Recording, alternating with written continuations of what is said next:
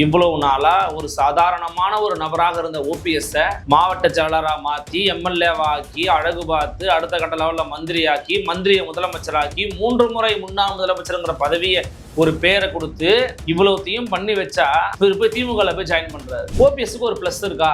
இருக்கலாம், அவரால் ஜெயிக்கலாம், அவர் பையனுக்கு எதிர்காலம் இல்லை, அதனால எதிர்காலத்தை உதயநிதி வாழ்கன்னு சொன்னா எதிர்காலம் கிடைக்கும். ஓகே, திமுகவுக்கு பெரிய பிளஸ், ஆனால் பெரிய பிளஸ் எல்லாம் ஒன்றும் இல்லை. அதிமுகவுக்கு பேரிழப்பா அப்படிலாம் ஒன்றும் கிடையாது. எடப்பாடி பழனிசாமி ரூட் கிளியரா போச்சு. ஒரு பக்கம் சசிகலா யாரு, நான் தான் அதிமுக பொதுச்செயலாளர்னாங்க, ஆஃப் பண்ணிட்டாங்களா? கட்சி குடி ஆரம்பிக்கும் போது என்ன ஆச்சு? அந்த டைலாக்லாம் ஒழிஞ்சு போச்சு, முடிஞ்சு போச்சு, அவ்வளவுதான். அவங்க என்ன தனியா கட்சி ஆரம்பிச்சு கத்திட்டு இருக்க வேண்டியதுதான், முடிஞ்சு போச்சு. அந்த அம்மாவை முடிச்சு விட்டாங்க. ஓபிஎஸ் போய் இன்னைக்கு திமுகவில் சேர்ந்தது அப்படிங்கிறது அவருடைய அரசியல் வாழ்க்கையில் ஏற்பட்ட ஒரு சறுக்கல். விஜயகாந்த், வைகோ இவங்கெல்லாம் யாரு? பிஜேபிக்கு ஓட்டு கட்டவங்க தானே. வைகோவாவது அரசியல் கட்சி ரீதியா ஒரு திராவிட இயக்கத்துக்கு வந்தவர். இவர் என்ன இயக்கத்துக்கு வந்தாரு? தேமுதிக என்ன இயக்கம்? ஒரு இயக்கமும் கிடையாது, ரசிகர் மன்ற இயக்கம் தான். அந்த கட்சி எப்ப செஞ்சோ அப்பயே கொள்கை கூட்டணி இல்லப்பா, அப்பயே முடிஞ்சு போச்சு கதை. பாஜக ஒரு வாஷிங் மிஷின், திமுக ஒரு வாஷிங் மிஷின், அவ்வளவுதான். திமுக வாஷிங் மிஷின்ல போட்டு நீங்க எடுத்துட்டீங்கன்னா தூய்மையானவர், திராவிடத்தின் வாரிசு, அண்ணாவின் தம்பி, பேரறிஞர் பெருந்தகைன்னு பேசுவாங்க. ஜெயலலிதா அவர்கள் A1 குற்றவாளி என்று அறிவிக்கப்பட்டவர் இன்னைக்கும் திமுக பேசுவோம். நீங்க பேசுவீங்களா? எந்த ஜெயலலிதாவால நிதியமைச்சராக்கப்பட்டீங்க, எம்எல்ஏ ஆக்கப்பட்டீங்க, அமைச்சராக்கப்பட்டீங்க, முதலமைச்சராக்கப்பட்டீங்க, நீங்க பேசுவீங்களா வாய் திறந்து? திமுக குட்டி அதிமுக மாறிடுச்சு சார். KSSR ராமச்சந்திரன், சேகர் பாபு, செந்தில் பாலாஜி, முத்துச்சாமி, ஏவா வேலு, மருதழகராஜ், அன்வர் ராஜா, ஆலங்குடியிலிருந்து போனாரு அந்த மனோஜ் பாண்டியன், இப்ப போயிருக்கிற ஓபிஎஸ், தங்க தமிழ்ச்செல்வன், இல்ல யாரு இவங்கெல்லாம் நினைக்கிறீங்க? மொத்த கூடாரமும் அதிமுக தான். இப்ப எடப்பாடி சொல்றாரு, ஸ்டாலின் செய்யறாரு. ஓ 5000 கொடுக்குறியா? இப்போ நான் ஒன்று சொல்கிறேன், நீ பண்ணவே முடியாதியா பாரியா அப்படின்னு 10,000 சொல்லிவிட்டார். அதுவும் தேர்தல் வெற்றி பெற்ற பிறகு திமுகவால் ஏற்படுத்தப்பட்ட நெருக்கடிக்கு, கவலைக்கு, அந்த மோசமான சூழலுக்கு தான் 10,000 கொடுக்க போறேன்றார். காங்கிரஸ் திமுக ஓட்டு விட்டு போதுக்கான வாய்ப்புகள் 10% தான் இருக்குது. 90% இங்கே தான் இருப்பாங்க. அப்படி இருந்தாலும் அந்த கூட்டணி ஜெல்லாகாது. ஏன்னா கிரவுண்ட் லெவலில் 2 பேரும் பெரிய அதிருப்தியில் இருக்கிறாங்க, திமுகவும் காங்கிரஸும். காங்கிரஸ் கட்சிக்காரங்களாம் விஜய் கிட்ட போகலாம் கத்திக்கிட்டே இருக்கிறாங்க. அது திமுக ரொம்ப கடுப்பு ஏற்படுத்துது. ராகுல் காந்தியை கள்ள மௌனம் காத்தாரு. வணக்கம் சார். வணக்கம் தம்பி. முன்னாள் முதல்வர் ஓபிஎஸ் திமுக இணைஞ்சிருக்காரு, எப்படி பாக்குறீங்க சார்? அவருடைய இணைப்பு அப்படின்னு எதிர்பார்க்கப்பட்ட ஒன்று தான். ஏன்னா அவ்வளோ நாளாக இங்கே போகிறேன், அங்கே போகிறேன், இங்கே போவார், அங்கே போவார், பிஜேபி பேசிட்டு வந்துட்டாரு, எங்கே வேணா போவார், திடீர்னு முதலமைச்சரை போய் வாக்கிங்கில் சந்திப்பார். அப்புறம் நிறைய பேர் சொல்லும்போது உடனே ஒரு அறிக்கை வந்துச்சு, என்னை பற்றி தவறான தகவலை பரப்ப வேண்டாம். நான் கூட நினச்சேன், ஓ ஐயா அப்படிலாம் இல்லை போல் இருக்கு, உண்மையிலேயே உடல்நலத்தை விசாரிச்சிருக்கிறாரு, 3 முறை ஒரே நாளில் போயிட்டு நினச்சேன். இப்போதான் புரியுது அதெல்லாம் ஏன் எதுக்கு அப்படின்னு. நீங்கள் என்ன பதவியை அனுபவிக்கல, நீங்கள் எங்கே இருந்தீங்க, உங்களை எங்கே தூக்கி போய் வச்சது அதிமுக? இதெல்லாம் எனக்கு தொண்டர்கள் கேட்குறாங்கல்ல. உங்களுடைய கோர் ஓட் பேங்கோட உங்களுடைய கோர் ஆதரவாளர்கள் யாரு? ப்ரோ ஏடிஎம்கே தானே, ஆன்டி டிஎம்கே தானே. அவங்க எப்படி உங்களுக்கு திமுக நீங்கள் ஓட்டு போடுவாங்க? அவரோட நம்பிக்கை ஓட்டு போடுவாங்கன்றத நம்பிக்கை வச்சுக்கோங்க. அவரோட ஃபாலோவர்ஸ் இருப்பாங்க, ஓட்டு போடுவாங்க தான், நான் இல்லைன்னு மறுக்கல. ஆனால் காமன் மேன் பர்செப்ஷன் என்ன தெரியுமா? இவ்வளவு நாளா ஒரு சாதாரணமான ஒரு நபராக இருந்த ஓபிஎஸ் மாவட்ட செயலராக மாற்றி எம்எல்ஏவா ஆக்கி அழகு பார்த்து அடுத்த கட்ட லெவலில் மந்திரியாக்கி மந்திரியை முதலமைச்சராக்கி 3 முறை முன்னாள் முதலமைச்சருங்கிற பதவியை ஒரு பேரை கொடுத்து இவ்வளவுத்தையும் பண்ணி வச்சா போய் திமுக போய் ஜாயின் பண்றாரு. ஏதோ ஒரு வகையில அவருக்கு அரசியல் வாழ்க்கையை அடுத்த கட்டமாக அவர் நினைக்கலாம். ஆனா வெளியில இருந்து பார்க்கக்கூடிய காமன் மேனுக்கு இப்படி பண்ணிட்டாரே ஓபிஎஸ்ங்கிறது தான் பேசுவாங்க. அவருக்கு சரி தப்பு 6 என் பக்கத்து வந்து பார்த்தா 6 உங்க பக்கத்து வந்து பார்த்தா 9 தெரியும். அது அவர்களுடைய பார்வைக்கு உட்பட்டது. ஆனால் வெளியில இருந்து பார்க்குற பர்ஸ்பெக்டிவ் தான் நான் ஒரு ஒரு ஊடகவியலராக நல்லா பதிவு பண்ண முடியும். வெளியில என்னடா இப்படி பண்ணிவிட்டார் ஐயா அப்படிங்கிறது தான் வெளியில பேச்சா இருக்குது. என்னைய கேட்டிங்கன்னா இதனால யாருக்கு பிளஸ்? ஓபிஎஸ்க்கு ஒரு பிளஸ் இருக்கா? இருக்கலாம், அவரால் ஜெயிக்கலாம், அவர் பையனுக்கு எதிர்காலம் இல்லை, அதனால எதிர்காலத்தை உதயநிதி வாழ்கன்னு சொன்னால் எதிர்காலம் கிடைக்கும். ஓகே, திமுகவுக்கு பெரிய பிளஸ், ஆனால் பெரிய பிளஸ் எல்லாம் ஒன்றும் இல்லை. அதிமுகவுக்கு பேரிழப்பா அப்படிலாம் ஒன்றும் கிடையாது. அதிமுக எப்போ கடைசியாக இருந்தார் ஓபிஎஸ்? இப்போ என்னன்னா எடப்பாடி பழனிசாமி ரூட் கிளியரா போச்சு. ஒரு பக்கம் சசிகலா யாரு, நான் தான் அதிமுக பொதுச்செயலாளர்னாங்க, ஆஃப் பண்ணிட்டாங்களா? கட்சி குடி ஆரம்பிக்கும் போது என்ன ஆச்சு? அந்த டைலாக்லாம் ஒழிஞ்சு போச்சு, முடிஞ்சு போச்சு, அவ்வளோதான். அவங்க என்ன தனியாக கட்சி ஆரம்பிச்சு கத்திட்டு இருக்க வேண்டியதுதான், முடிஞ்சு போச்சு. அந்த அம்மாவை முடிச்சு விட்டாங்க. இந்த பக்கம் டிடிவி தினகரன் என்ன பண்ணாரு? அமமுகவை கொண்டு கூட்டத்தில் சேர்த்துட்டாரு, முடிஞ்சு போச்சா, டீல் ஓவரா. ஒரே ஒரு தொல்லை, அது ஓபிஎஸ் தான். ஏற்கனவே எடப்பாடி பழனிசாமி சொல்லிட்டு இருந்தாரு, அவர் திமுகவோட கைக்கூலியா இருக்கிறாரு, துரோகியா இருக்கிறாருங்கிறாரு. பாத்தீங்கன்னா நான் சொன்னது உண்மையா போச்சுன்னா அவர் ஹாப்பியா இருக்க போறாரு. அவங்களுக்கு எந்த இழப்பும் கிடையாது. என்ன இவரால் ஒரு ஓட்டு இழப்பு ஏற்படும், கட்டாயமாக ஏற்படும். அது எந்த கட்சிக்கும் ஏற்படும். இப்போ நீங்கள் ஒரு கட்சியில் இருக்கிறீங்க, நீங்கள் வெளியே போகிறீங்கன்னா அந்த கட்சிக்கு இழப்பா ஆதரவா? இழப்பு தானே. ஆனால் 10 பேர் போனால் 11 பேர் வராங்கங்கிற ஒரு சுச்சுவேஷன் எடப்பாடி உருவாக்குனார்னா அது ப்ளஸ்ஸு. அது உருவாக்க வராங்கிறத பொறுத்து தான் பார்க்கணும். ஆனால் ஓபிஎஸ் போய் இன்னைக்கு திமுகவில் சேர்ந்தது அப்படிங்கிறது அவருடைய அரசியல் வாழ்க்கையில் ஏற்பட்ட ஒரு சறுக்கல். ஒரு தர்ம யுத்தம் தோல்வியில் முடிஞ்சிருக்குதா இல்லையா? என்ன சொன்னீங்க? தொண்டர்கள் உரிமை மீட்பு குழுன்னீங்க, தோத்து போச்சா? தர்ம யுத்தம் 1.2 2.2 ஆச்சு பூச்சு என்னங்க ஒன்றும் இல்லை. என்ன தர்ம யுத்தம் பண்ண போறீங்க ஸ்டாலின் கூட சேர்ந்து? ஒன்றும் பண்ண முடியாது. அப்போ வாழ்நாள் முழுக்க திமுக எதிர்ப்பால் உருவாக்கப்பட்ட ஓபிஎஸ் அவர்கள் இன்னைக்கு திமுகவில் போய் தஞ்சம் புகுந்திருக்கிறாருன்னா அவருடைய அரசியல் தோல்வியை இது காட்டுகிறது. சார், திமுக வந்து அதிமுக கூட்டணியை வந்து ஒரு கொள்கை இல்லாத கூட்டணி அப்படின்ற மாதிரி விமர்சனம் பண்ணிட்டு இருந்தாங்க. இப்போ வந்து திரு ஓபிஎஸ் வந்து தங்களுடைய கட்சியிலே இணைச்சிருக்காங்க. அப்ப அங்க மட்டும் எங்க சார் கொள்கை இருக்கு? அததான் தம்பி கரெக்டா கேட்டீங்க. ஏற்கனவே நீங்க ஓபிஎஸ் கூட விடுங்க, தேமுதிக சேர்த்தீங்கல்ல, தேமுதிக என்ன கொள்கை இருக்கு? 10 ஆண்டு காலம் 15 ஆண்டு காலம் பாஜகவை தூக்கி சுமந்து தெரு தெருவா பாஜகவுக்கு ஓட்டு கேட்ட கட்சி தான் தேமுதிக. விஜயகாந்த் ஐயாவை மறைந்ததன் காரணமா புனிதப்படுத்தாதீங்க. அவரும் பாஜகவுக்கு ஓட்டு கேட்டாரு தானே. விஜயகாந்த், வைகோ இவங்கெல்லாம் யாரு? பிஜேபிக்கு ஓட்டு கேட்டவங்க தானே. வைகோவாவது அரசியல் கட்சி ரீதியா ஒரு திராவிட இயக்கத்துக்கு வந்தவர். இவர் என்ன இயக்கத்துக்கு வந்தாரு? தேமுதிக என்ன இயக்கம்? ஒரு இயக்கமும் கிடையாது, ரசிகர் மன்ற இயக்கம் தான் அது. அந்த கட்சி எப்ப செஞ்சோ அப்பயே கொள்கை கூட்டணி இல்லப்பா, அப்பயே முடிஞ்சு போச்சு கதை. இப்போ ஓபிஎஸ் பாஜகவின் தொங்கு சதையா ஒட்டுண்ணியாக வாழ்ந்தாரு இருந்தாருன்னு பேசின கட்சி திமுக. அவ்வளோ ஏன் 2017 ஓபிஎஸ் மேல சொத்து குவிப்பு வழக்கு இருக்குது, அறப்போர் இயக்கம் போட்டிருக்காங்க, நடவடிக்கை எடுங்க ஓபிஎஸ் மேல பேசினவர் இன்றைய முதலமைச்சர் மு க ஸ்டாலின். இப்ப என்ன புனிதர் ஆயிட்டாரா? பாஜக ஒரு வாஷிங் மிஷின், திமுக ஒரு வாஷிங் மிஷின், அவ்வளவுதான். திமுக வாஷிங் மிஷின்ல போட்டு நீங்க எடுத்துட்டீங்கன்னா தூய்மையானவர், திராவிடத்தின் வாரிசு, அண்ணாவின் தம்பி, பேரறிஞர் பெருந்தகைன்னு பேசுவாங்க. அதுதான் ஓபிஎஸ் பண்ணிக்கிட்டு இருக்காங்க. இதனாலலாம் வந்து எந்த வித இது வந்து ஒரு நாள் கூத்து தம்பி, ஒரு நாள் கூத்து. சொல்ற மாதிரி யாருக்கும் வெட்கம் இல்லை, யாருக்கும் வெட்கம் இல்லை.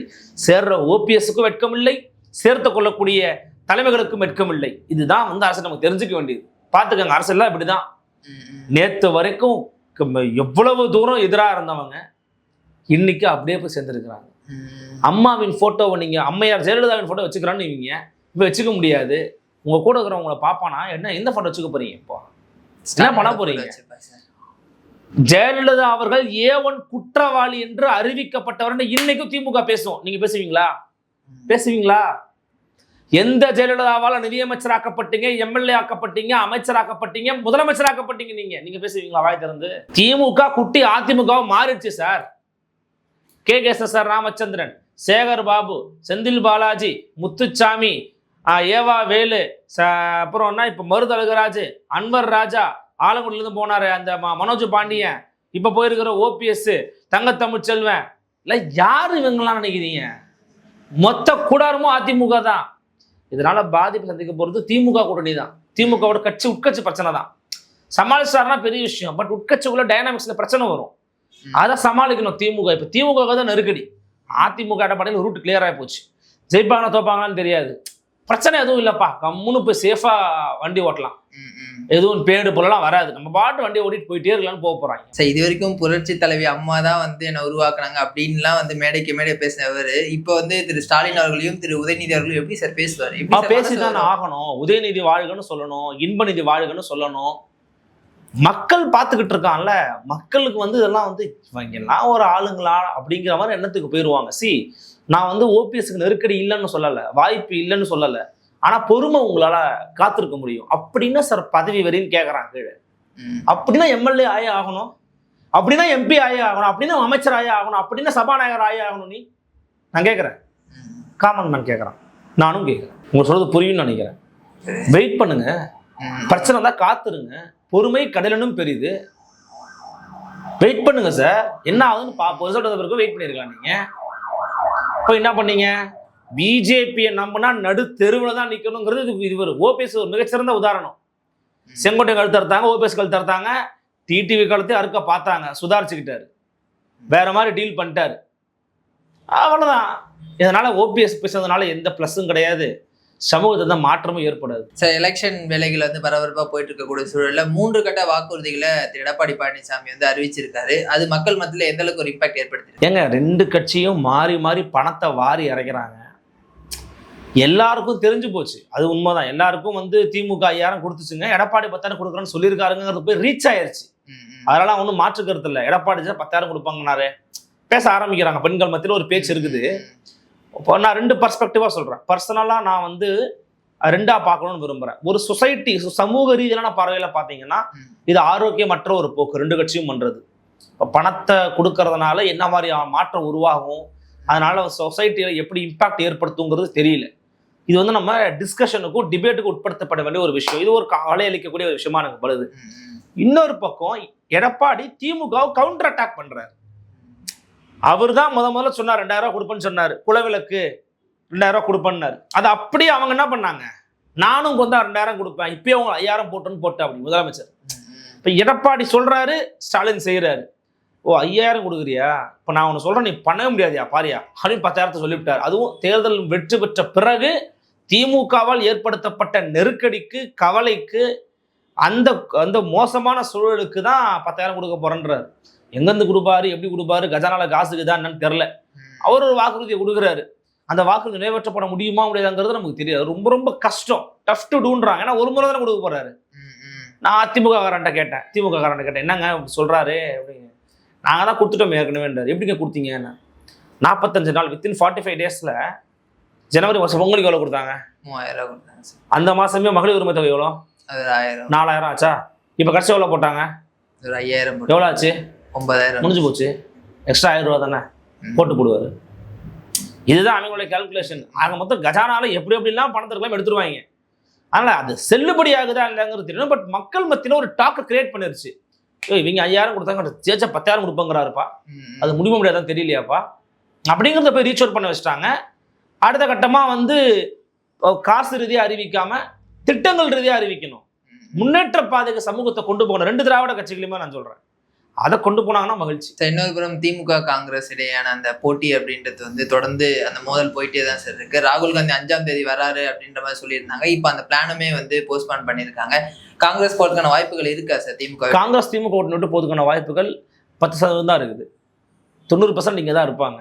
அப்படி இருந்தாலும் அந்த கூட்டணி ஜெல்லாகாது. ஏன்னா கிரவுண்ட் லெவலில் 2 பேரும் பெரிய அதிருப்தியில் இருக்கிறாங்க, திமுகவும் காங்கிரஸும். காங்கிரஸ் கட்சிக்காரங்களாம் விஜய் கிட்ட போகலாம் கத்திக்கிட்டே இருக்கிறாங்க. அது திமுகவுக்கு ரொம்ப கடுப்பு ஏற்படுத்துது. ராகுல் காந்தியே கள்ள மௌனம் காத்தாரு. பிரவீன் சக்கரவர்த்தி, மாணிக்கம் தாக்கூர்லாம் வச்சு பேச விட்டு வேடிக்கை பார்த்தாங்க. அது காங்கிரஸ் கட்சியே அப்படி பண்ணும்போது திமுகன்னா தக்காளி தொக்கா அவங்களுக்கு. அது ஆலமரம் போன்ற ஒரு கட்சி சும்மா இருக்காது. அவங்க 2 வீடு விட்டாங்க. 25 சீட்டு இருக்கிறதுனா எல்லாம் வெளில போங்கன்ட்டாங்க.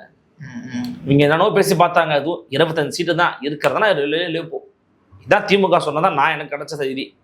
அப்போ டெல்லிக்கு போயிருக்கிறாங்க கனிமொழி அம்மையார். பேசி இந்த மீட்டிங்கை ஃபைனலைஸ் பண்ணிடுவாங்க. ஃபைனலைஸ் பண்ணாலும் நீடிக்குமாங்கிறது தெரியல. அது சிக்கல் தான். அது உங்கள் கட்சிக்காரு சோஷியல் மீடியாவில் இருக்கிறவர் ஊபி யோகி ஆதித்யநாத்தோட உங்கள் கட்சி உங்கள் ஆட்சி கேவலமாக இருக்குங்கிறாரு.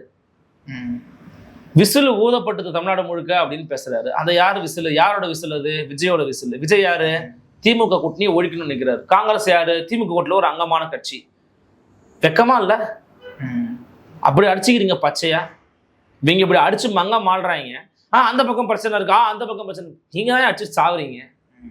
இவங்களுக்குள்ளேயே 1000 பிரச்சனை இருக்குது. இந்த பிரச்சனைலாம் களையணும். களைஞ்சா கூட இவங்க ஓட் டிரான்ஸ்ஃபர் ஆகாதுங்கிறத பிரச்சனை. இப்போ விசிக்கு அமைதியாக இருக்காங்க, சிபிஎம் அமைதியாக இருக்கிறாங்க. இவங்க அப்படி கத்துறாங்க.